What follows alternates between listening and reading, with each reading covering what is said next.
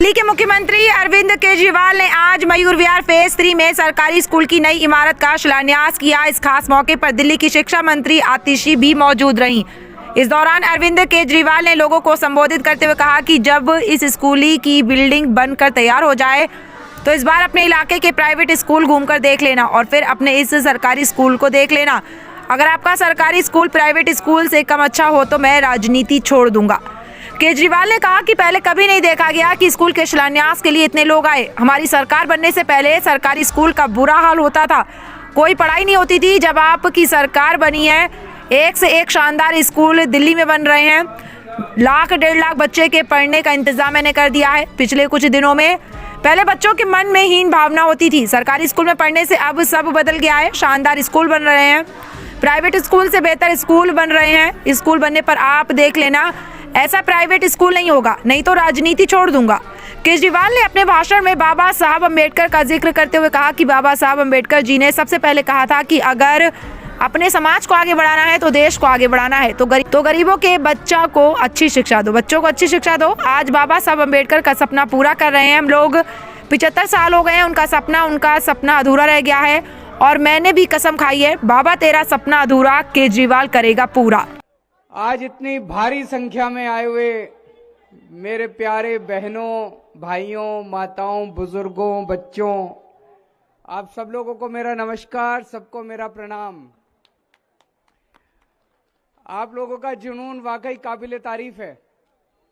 मैं नहीं समझता ये चमत्कार पहले कभी भारत देश में देखा गया कि किसी स्कूल के शिलान्यास के लिए इतनी भारी संख्या में लोग इकट्ठे हुए और इतने जोश और जुनून के साथ लोग आज यहां पे शिरकत कर रहे हैं। जैसा भी आतिशी जी ने बताया, हमारी सरकार बनने के पहले 2014 तक सरकारी स्कूलों का इतना बुरा हाल होता था, बच्चे जाते थे घंटा 2 घंटा स्कूल में उछल कूद करके घर वापस आ जाते थे। स्कूल में पढ़ाई के नाम पे कुछ नहीं होता था, दीवारें टूटी थी, छत टूटी होती थी, पंखे मुड़े हुए होते थे, कोई पढ़ाई नहीं थी। 1-2 साल के बाद माँ बाप सोचते थे टाइम खराब कर रहा है, उसका नाम कटा देते थे, कहते थे तू भी काम पे लग, 2 पैसे तो कमा के लाएगा शाम को। होता था कि नहीं होता था? मैं तो राजनीति में आने के पहले मैं दिल्ली की झुग्गी बस्तियों में काम किया करता था, एक एनजीओ में परिवर्तन नंदनगरी की झुग्गियों में काम किया करता था। मैं तो देखता था रोज किस तरह से बच्चों का बुरा हाल हो रहा है। गरीबों के बच्चों का कोई भविष्य नहीं था। कोई गरीब आदमी ये नहीं सोच सकता था कि मेरा बेटा बड़ा होकर इन सरकारी स्कूल से निकल के डॉक्टर, इंजीनियर बन जाएगा। जब से आम आदमी पार्टी की सरकार बनी है, एक के बाद इतने स्कूल, इतने शानदार स्कूल बनते जा रहे हैं दिल्ली के अंदर। अभी पिछले कुछ दिनों के अंदर मैंने इतने स्कूलों का उद्घाटन कर लिया। अभी थोड़े दिन पहले बुराड़ी में 4 स्कूलों का शिलान्यास करके आया हूं। 10,000 बच्चे पढ़ेंगे वहां पे, 4 नए स्कूल। कल हम लोग पालम गए थे, पालम में एक नए स्कूल का शिलान्यास करके आए हैं, 2,500 बच्चे पढ़ेंगे वहां पे। उसके पहले थोड़े दिन पहले रोहिणी गए थे, रोहिणी में हम लोग एक नए स्कूल का उद्घाटन करके आए, स्कूल बन गया, वहां पे भी 2-2,500 बच्चे पढ़ेंगे। पिछले कुछ महीनों के अंदर ही मैंने इतने स्कूलों का उद्घाटन कर दिया, 1-1.5 लाख गरीबों के बच्चों के पढ़ने का इंतजाम कर दिया पिछले कुछ दिनों के अंदर। अब आपका भी यहां पे शानदार स्कूल बनेगा। पहले जो टाट पट्टी टिन वाला स्कूल था, उस स्कूल में जो बच्चे पढ़ते थे उनके दिल पे क्या गुजरती होगी। घर जाते थे, पड़ोस में मान लो एक बच्चा प्राइवेट स्कूल में पढ़ता है, तो बच्चा जो सरकारी स्कूल में पढ़ता था उसको लगता था यार मेरे में कुछ कमी है, मेरे माँ बाप में कुछ कमी है जो मैं इतने गंदे स्कूल में पढ़ रहा हूं। बच्चों के मन में हीन भावना होती थी, माँ बाप के मन में हीन भावना होती थी। और एक ही घर में एक लड़का और एक लड़की, लड़के को तो माँ बाप प्राइवेट स्कूल में भेज देते थे, लड़की को सरकारी स्कूल में भेजते थे, पढ़ेगी नहीं पढ़ेगी तो ब्याह देंगे उसके बाद। होता था कि नहीं होता था? अब ये बदल गया। अब सबको अच्छी शिक्षा मिलेगी, पैसे भी नहीं देने, सबको मुफ्त शिक्षा मिलेगी। सारी दिल्ली के अंदर इतने शानदार, जितने पुराने स्कूल थे सबको तोड़ तोड़ के नया बना रहे हैं। और भाई साहब, मैं चैलेंज कर रहा हूं, मैं करता हूं, मेरे को पता है इस इलाके के अंदर बहुत प्राइवेट स्कूल हैं बड़े बड़े। जिस दिन ये स्कूल बन जाए, एक चक्कर इस स्कूल का लगा लेना और एक चक्कर उन प्राइवेट वालों का लगा लेना। प्राइवेट से ज्यादा शानदार नहीं हो, राजनीति छोड़ दूंगा।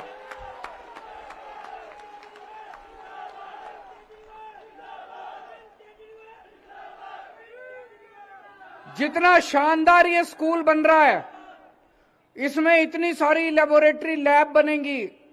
इन प्राइवेट स्कूलों में कुछ नहीं है, पैसे बहुत हैं, दिखावा ज्यादा है, पर इतनी शानदार लेबोरेटरी बनेंगी, लाइब्रेरी बनेंगी, एक्टिविटी रूम बनेंगे, बहुत ही शानदार। और लिफ्ट लगेगी, किसी प्राइवेट स्कूल में लिफ्ट नहीं है आपके चारों तरफ जाके।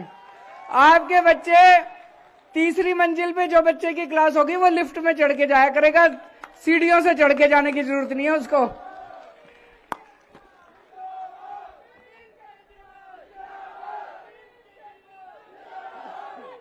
दोस्तों, मेरे को यह लगता है अगर हमने अपने बच्चों को अच्छी शिक्षा दे दी, अगर हमने अपने बच्चों को अच्छी शिक्षा दे दी, एक पीढ़ी के अंदर इस देश से गरीबी दूर हो सकती है। अभी जो उदाहरण आतिशी जी दे रही थी कि एक बच्चे से हम मिले, उस बच्चे से पूछा तेरे पिताजी क्या करते हैं? वो बोला जी मेरे पिताजी एक फैक्ट्री में मजदूर हैं। मजदूर की कितनी तनख्वाह होगी? 5,000 7,000 इतनी तनख्वाह होगी। उसका बेटा सरकारी स्कूल में पढ़ता है और अब सरकारी स्कूल में पढ़ते हुए उसके बेटे का आईआईटी में कंप्यूटर साइंस में उसका एडमिशन हो गया। अब 4 साल के बाद उसका बच्चा कंप्यूटर साइंस बन के निकलेगा, इंजीनियर बन के। कंप्यूटर इंजीनियर जब बन के निकलेगा, उसकी पहली तनख्वाह 3 लाख रुपए महीना होगी। वो बच्चा 3 लाख रुपए महीना लाके अपने पिताजी के हाथ में रखेगा। उस परिवार की तो गरीबी दूर हो गई, हुई कि नहीं हुई? अगर हमने सारे बच्चों को अच्छी शिक्षा दे दी, कोई डॉक्टर बनेगा, कोई इंजीनियर बनेगा, कोई वकील बनेगा, कोई अपनी बड़ी व्यापार करेगा, कोई बिजनेस करेगा, कोई इंडस्ट्री खोलेगा, कोई अच्छी नौकरी करेगा, बड़ी बड़ी नौकरी करेगा, सबका भविष्य बन जाएगा। सब अपने अपने परिवार की गरीबी दूर करेंगे। 10 से 15 साल के अंदर अगर हम, मेरा दिल कहता है अगर पूरे देश में एक ही काम कर दें, अपने सारे बच्चों को अच्छी शिक्षा दे दे, गरीबों के बच्चों को अच्छी शिक्षा दे दे, और कोई काम करने की जरूरत नहीं है, गरीब अपने आप अमीर हो जाएंगे, बच्चे अब उनका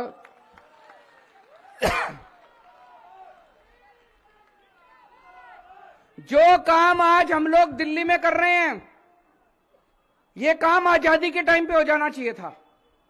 1950 में, 1955 में हो जाना चाहिए था। हमें अपने सारे गरीबों के लिए अच्छी शिक्षा का इंतजाम कर देते, आज हमारा देश गरीब देश नहीं कहलाता, हमारा देश अमीर देश, अमेरिका को पीछे छोड़ देते हम लोग। लेकिन मेरे को दुख होता है, आज भी कुछ नहीं कर रहे ये लोग। दिल्ली में हमने इतने शानदार स्कूल बना दिए, अब पंजाब में हमारी सरकार बनी है, पंजाब में भी खूब शानदार स्कूल बना रहे हैं। सारे स्कूल पंजाब में 20,000 स्कूल हैं, एक एक स्कूल गांव गांव के अंदर, एक एक स्कूल के अंदर अभी काम चल रहा है। सारे स्कूल शानदार बना रहे हैं, लेकिन दिल्ली और पंजाब को छोड़कर और कहीं स्कूलों पे काम नहीं चल रहा। ये लोग नहीं चाहते कि गरीब अमीर बने, ये लोग नहीं चाहते कि गरीबों के बच्चों को अच्छी शिक्षा मिले। आप लोगों के बच्चों को गंदी शिक्षा मिलती है, ये एक बहुत बड़ा राजनीतिक षड्यंत्र है। जानबूझ के आपके बच्चों को गंदी शिक्षा दी जा रही है पिछले 75 साल से। बाबा साहब अंबेडकर ने सबसे पहले कहा था कि अगर अपने समाज को आगे बढ़ाना है, देश को आगे बढ़ाना है, तो गरीबों के बच्चों को अच्छी शिक्षा दो। कहा था कि नहीं कहा था? दोस्तों, आज बाबा साहब अंबेडकर का सपना पूरा कर रहे हैं हम लोग। 75 साल हो गए, उनका सपना अधूरा रह गया, और मैंने भी कसम खाई है, बाबा तेरा सपना अधूरा केजरीवाल करेगा पूरा।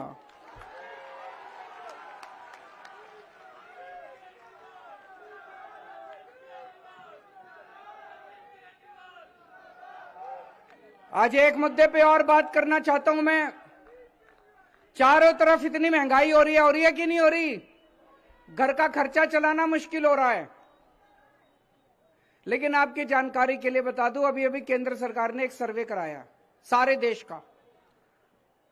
उन्होंने सर्वे कराया है कि किस राज्य में, मध्य प्रदेश, गुजरात, महाराष्ट्र, दिल्ली, पंजाब, किस राज्य में सबसे ज्यादा महंगाई है, किस राज्य में सबसे कम महंगाई है। आपको जान के ताज्जुब होगा, मैंने सर्वे नहीं कराया, बीजेपी वालों की केंद्र सरकार ने सर्वे कराया है कि पूरे देश में सबसे कम महंगाई दिल्ली में है। क्यों? दिल्ली में आपकी बिजली मुफ्त है। किस किस का बिजली का बिल जीरो आता है, जरा हाथ खड़े कर देना। दिल्ली में आपकी बिजली मुफ्त है। दिल्ली में महिलाएं सफर करने जाती हैं, डीटीसी की बस में टिकट लगती है कि नहीं लगती? दिल्ली में महिलाओं का सफर मुफ्त है। दिल्ली में शानदार स्कूल बन रहे हैं, सरकारी स्कूल बन रहे हैं, शिक्षा मुफ्त है। पहले जो लोग अपने बच्चों को प्राइवेट में पढ़ाया करते थे, वो भी अपने बच्चों का नाम कटा कटा के सरकारी में ला रहे हैं। एक एक बच्चे पे 4-4, 5-5 हजार रुपए महीने का खर्चा आ जाता था पहले लोगों का, उतना पैसा बच गया लोगों का। दिल्ली में इतने मोहल्ला क्लिनिक बना दिए हम लोगों ने, इतने अस्पताल बना दिए। दिल्ली में सबका इलाज मुफ्त है, बुजुर्गों के लिए तीर्थ यात्रा मुफ्त है, इतनी सारी सुविधाएं दे रखी हैं, इसलिए सबसे कम महंगाई दिल्ली के अंदर है। आप में से कौन कौन राशन लेने जाता है? राशन वाला गड़बड़ करता है नहीं करता? कई बार कम तोलता है, कई बार मिलावट करता है, दुकान नहीं खोलता, बदतमीजी करता है। सारे नहीं करते, कुछ लोग करते हैं। हमने 2 साल पहले एक स्कीम निकाली थी, स्कीम बनाई थी हम लोगों ने कि जो जो लोग चाहें उनको अब राशन की दुकान पे जाने की जरूरत नहीं है। आप दिल्ली सरकार को बता दो, हम उतना ही जितना आपका कोटा है, मान लो 25 किलो गेहूं है, हम 25 किलो आटा, जैसे शानदार वो शक्ति भोग का आटा आता है, ऐसे ही पैकिंग करके 25 किलो आटा, 10 किलो चावल, एक पैकिंग करके चीनी पैक करके आपके घर में बोरी पहुंचा देंगे आपकी। तो आपको दुकान में जाने की जरूरत नहीं, लाइन में खड़ी होने की जरूरत नहीं। दिल्ली में है। क्यों? दिल्ली में आपकी बिजली मुफ्त है। किस किस का बिजली का बिल जीरो आता है, जरा हाथ खड़े कर देना। दिल्ली में आपकी बिजली मुफ्त है। दिल्ली में महिलाएं सफर करने जाती हैं, डीटीसी की बस में टिकट लगती है कि नहीं लगती? दिल्ली में महिलाओं का सफर मुफ्त है।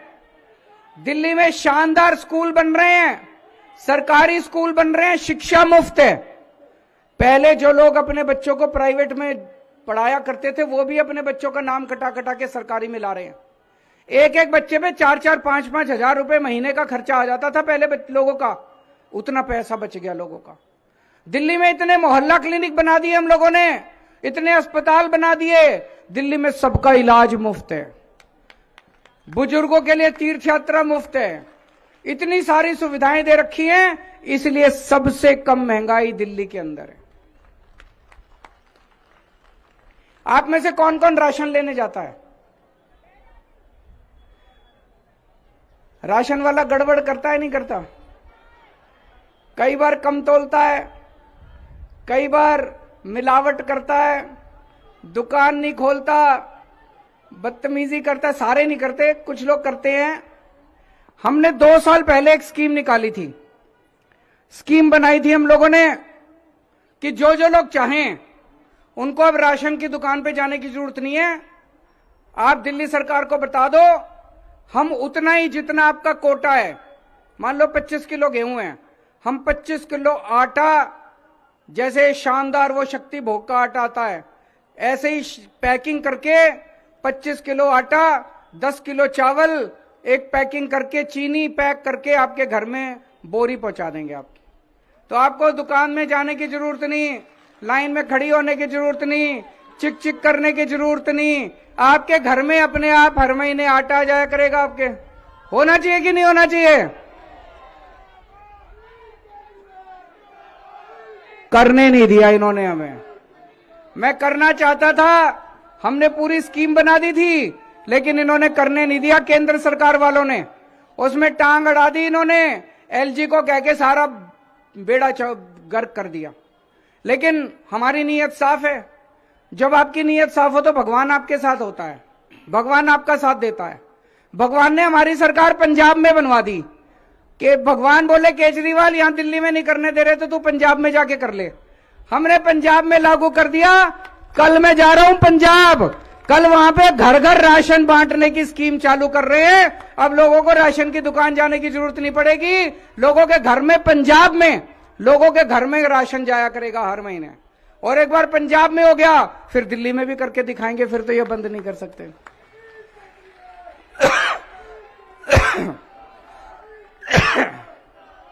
एक मेरे को पता है, इस टाइम पानी के बिल बहुत गड़बड़ आ रहे हैं कि नहीं आ रहे? उसकी चिंता मत करना, मैं उसको ठीक करने का पूरा प्लान लेके आ रहा हूं। जिस जिसको लगता है उसके पानी के बिल गड़बड़ आ रहे हैं, उसको भरने की जरूरत नहीं है, ठीक करा देंगे सबके। इन्होंने इतनी अड़चन अड़ाई, आप लोग रोज अखबारों में पढ़ते हो, टीवी में देखते हो। मेरे काम करने में इन्होंने इतनी अड़चन अड़ाई, बोले आधा राज्य है दिल्ली। मैंने कहा आधा क्यों कर रखा, पूरा कर दो फिर। क्यों आधा राज्य है? देश की राजधानी है, कहते हैं आधा राज्य है दिल्ली, आधा क्यों कर रखा, पूरा कर दो राज्य को।